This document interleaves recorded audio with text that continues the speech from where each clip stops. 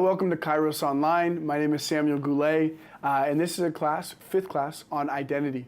Look forward to partnering with you in transformation. And make sure to grab a journal, grab a pen, or something you can write on, not be distracted, because want to really partner with you in transformation, not just provide information. So I look forward to that, really love it. So, okay, let's hop in. Let's get into this thing right away. Today I want to talk to you about grace as it relates to your journey in identity. We've been talking about a lot in this class, and if you've gone through the first 4 courses and you've really begun to dive into the meaning on it for you, which is so important that you take the truth of who Jesus is and the narrative of who Jesus is, and you allow it to transform you in spirit, then you're talking about really a lifestyle of Jesus that he'd literally prophesied, hey, one day there's going to be people that worship me in spirit and in truth. So it's here, and it's in our spirit as well. So it's that two-sided sword that exists in our life, that we take these truths and we allow them to actually transform us and to break bondages and chains and forms and structures in our life, and walk into the realization of who Jesus is. You essentially have to believe that the power of Jesus present in your life is sufficient to transform you. If you believe in a gospel and a narrative of Jesus that does not include your life being drastically changed in character and possibly even personality, then you don't believe in the fullness of who Jesus is for your life. Or you stopped believing it because you've perpetuated a cycle of brokenness or sinfulness in your life. But just because there's an evidence of an unrelenting bondage or insecurity or fear or sin in your life does not mean that God isn't powerful or graceful enough to be able to journey with you to a place of freedom, to a place of incredible expression of identity in Jesus. It's important that you take those things which have seemed unrelenting, which have seemed deep and profound hurt, pain, and or brokenness, and or sin habitually taking place in your life, and you literally go, okay, I don't have confidence I could do this, but you know what I'm going to do is I'm going to lay it on the altar every single day, and I'm going to say, I believe in you, Jesus, do it in me. I believe in you, Jesus, do it in me. And then you say it and you pray and you believe it and you ask for faith when you lack faith, because at some point it's actually going to take place. But if you don't believe, it will never take place. Belief is the absolute first element of this, and perpetual belief comes from a place of you understanding that you need to tap into the grace of God, which is more profound than the sinful nature. Where sin abounds, grace abounds that much more. So whatever sin is present in your life, whatever pattern of sinfulness or pattern of orphan mindsets that aren't rooted in an identity with Jesus, you've got to understand that the propensity and the capacity for grace is greater than that. So target the thing in your life that hasn't changed, that you know Jesus wants to change, or you've seen this isn't like Jesus. And understand that the promises of God is that there is a grace that exists that's beyond the power of that sin to remain. You have to believe in that simple fact alone. Before we can go any further with this journey of identity, if you are not persuaded by the power of His grace at work in the transformation of your life, then the rest of the classes will be good ideas, but will not be for transformation. They will simply stay in a pretty idea to when you're talking at a coffee shop about how good Jesus is or about the cool ideas of who He is, you can share them as well because you've heard them before, but they haven't become true as power relates to transformation in your life. And then you'll have the form of godliness, but you'll lack its power. And that's a place I don't want you to be at. That's a place I don't believe you should be at. I believe being sons and daughters means that you are fully convinced and persuaded by the power of His grace to uproot every mindset and paradigm of godlessness or anti-God's expressions or anti-Jesus expressions of either hate, unforgiveness, bitterness, resentment, hard-heartedness, name it. And I believe that the essence, because it's in the Bible and because I've seen it in my own life, the essence of grace is profound enough for you to be able to access transformation in that specific way, which has seemed unyielding to you. But what does this look like? If you do become persuaded at this, what does this look like for you every day to see grace at work in transformation inside of you. Well, it looks like this. Understanding that it may not be a direct answer that actually unlocks transformation for that area. Because there's something interesting about grace. Grace isn't unlocked in some kind of like, hey God, release grace into my life. That prayer is important, but you're going to begin to see him actually speak to you on difficult things. Where humility lies, there is grace. But where pride lies, there's a resistance that takes place to your nature. God resists the proud but gives grace to the humble. So you have to look at the posture of your life. You have to look at it as it relates not only to this sinful part that you see or to this area that's not changing, either a paradigm or an expression. You can't just look at that and look at it from a very direct perspective. Like, I'm going to fix this.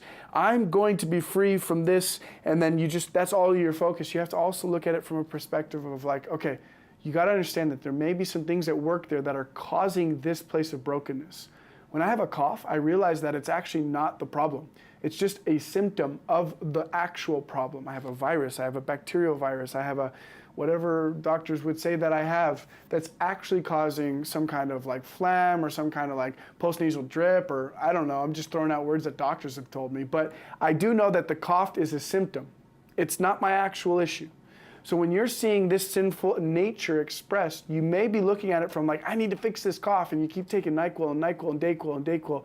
You're like, why does this cough persist? But you might not realize that there's actually something deeper at work inside of you that is causing this symptom to take place. So you may be like, why am I always angry? Why am I always being defensive? God, work on my anger. But he may be saying to you, you're angry because you felt tremendous pain in your past, and you're carrying unforgiveness and bitterness in your life that's causing you to be dynamically defensive in relationships so that you can avoid that place of pain and trauma and scarring in your life. All of a sudden you realize that it's going to take incredible grace for you to grow in this. And to be healed from this, you have to literally humble yourself and say, oh, I see it, God. And instead of fighting people and defending your position, you all of a sudden realize, like, boom, here's a key for you. But you wouldn't be able to see that key if you weren't willing to see things differently. If you weren't willing to take the perspective you have right now and your mindset right now, which can be expressed as the you part, the pride part, that this is how I feel, this is how I think, and being willing to submit that to God. Being willing to lay it at his feet and say, I don't even know. Honestly, I feel so right about this, man, but I also feel like it's a place of like real contention in my life. It's a place of fighting. It's a place of hardness. It's a place of pride. I really try and defend myself a lot, so I'm gonna lay that down. I'm gonna lay it at your feet. And in that place of humility, there's like a revelation that comes of what's actually going on. In that place of humility, you're able to have the opportunity to see things differently, or you're able to receive a portion from heaven that gives you ability to walk in your weaknesses. And you see the strength of Christ being made perfect in that place of weakness because you're willing to surrender. But as long as we're flexing our muscles, as long as we're living in this place of me strength, of pride, of self-sufficiency, then we're not truly understanding the call of God on our lives to walk out the gospel in a full surrender, in a daily surrender, in a habitual way of saying, I surrender. And God, give me humility. People used to tell me the prayer of humility was a dangerous prayer to pray. And I think I understand what they were saying.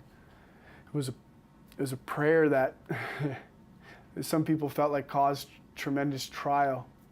It caused tremendous pain to their pride and to their life that invited a posture of humility, or else they would have just collapsed in it all. But I believe that the prayer is worth it. Even if you believe that that's the cost that comes after it, is incredible trial to cultivate humility.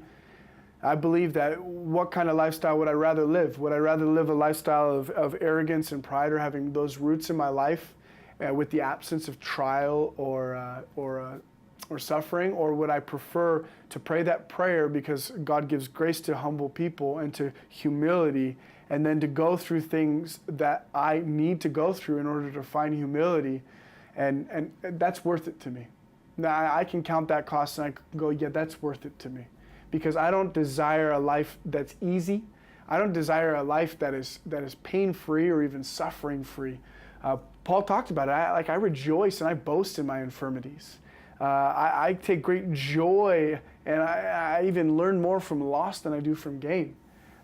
So I recognize that there's a propensity that exists inside of me that desires a comfortable journey, that desires a journey that is full of promises, full of prophetic blessings and inheritance and honor and glory. I love the verses, I'm clothed in glory. I love prophetic words about nations and platforms and stadiums and all this incredible, cool impact stuff where like people see the glory and the honey glory cloud of awesomeness around me, and they just are in awe of the gifts inside of me. Like, you know, like that's amazing, right? Like, oh, and then like, you know, you're like, oh wait, dying? Dying? Are you serious? Dying to myself and being alive in Christ? Like, whoa, humility releases grace. You know, that stuff comes, all of that incredible accolade, that incredible affirmation of man, and when it comes in a place of you being in grace, it means so little to you because you surrendered that. You surrendered that as your place of worth. Excuse me. You surrendered that as your place of worth, as your place of value. And you really began to speak to, wow, this is like the nature of who God is, and I desire to be full of His glory, and I'll do anything it takes to walk with Him. I'll do anything it takes to be in that place of vulnerability and of shaking and of self-surrender, so that God can be my sufficiency, so that God can be my fullness. And I believe it's in that place that God actually cultivates breakthrough. It's when you surrender. It's really when you let go and you say, okay, God, give me the fullness of grace. Give me this place of grace, that you begin to see an invitation to humility. And sometimes we don't see that the invitation to humility is actually His response to that prayer of grace. God, give me grace. And then He invites you to situations where you can choose humility rather than arrogance and pride. Rather than defensiveness, you could lay down a posture of submission, of humility. And sometimes we don't see it as that's the answer. She's like, you asked for my grace, so I invited you to an expression of humility. And you continued to rise up unless you didn't receive my grace. So what I'm inviting you to today is realizing that the journey of a son, the journey of a daughter, looks like you going, God, I want the fullness of who you are. And recognizing that prayer, it really taps you into a recognition that you need grace because you can't do it on your own. You really can't do it on your own. And when you recognize that, you're like, how do I get grace? How do I get it? And you begin to look for it, you begin to ask for it, you begin to want it, and you begin to want to look like Him and act like Him and sound like Him. And you realize in that place that there's an invitation to humility. So I want to encourage you as we're finishing this to walk into places in your life and say, God, I want to find humility in its fullness expression in this place because I feel a lot of me in it. I feel a lot of hardness. I feel a lot of difficulty, and I want you to give me humility. I want you to release grace into my life. And then in that place of prayer, you can almost just close your eyes and just lift your hands to Jesus and surrender. And just say, God, I humble myself before you. I humble myself, and the word says, submit to God, resist the devil, and he'll flee from you. There's a submission in your heart and in your spirit that takes your will, which can be powerful and dynamic at times, and even unrelenting. And it says, I'm going to give it to you, Jesus. And when you do that, when you release that place, then you're saying, here's my will. I want your will. Here it is. And exercising that, it really takes humility, because you can't give your will up without humility, because your will is an expression of arrogance and pride. So without the ability and the willingness to give your will to God and submit it to Him and receive His will, you have a very difficult ability to express transformation or receive it or be transformed by Him. Romans 12:2, I love to quote it. Be not conformed to this world, but be transformed by the renewing of your mind, so that you may prove what is the perfect and acceptable will of God.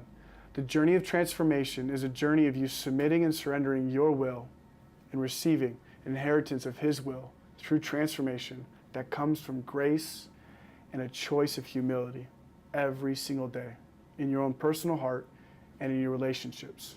So pray that prayer. I want to invite you to pray it. I want you to invite you to allow Holy Spirit to show you the areas in your life where humility is not functioning and it's not practicing and it's not expressing, and choosing that posture no matter what your flesh says you should do. Choose humility and watch grace be released in your life. Cool, that's awesome. So I'll see you next time, and I really love partnering with you in transformation, and hopefully this is helping you continue to pray and seek God in these ways, and I believe you're going to see incredible transformation. See you at the next class.